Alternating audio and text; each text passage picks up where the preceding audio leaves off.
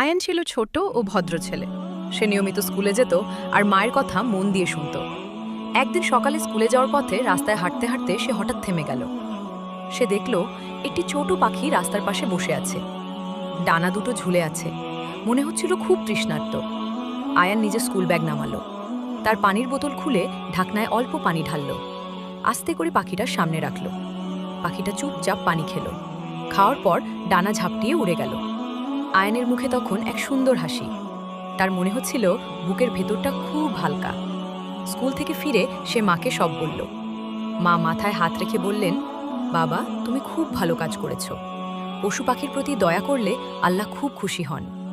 সেই দিন আয়ান বুঝল, ছোট একটা ভালো কাজও আল্লাহর কাছে অনেক বড় হতে পারে। শিক্ষা: দয়া করা ছোটবেলা থেকেই শিখতে হয়। পশু পাখিও আল্লাহর সৃষ্টি। ছোট ভালো কাজ আল্লাহ পছন্দ করে। ভিডিওটি ভালো লাগলে লাইক, শেয়ার, সাবস্ক্রাইব করে পাশে থাকবেন।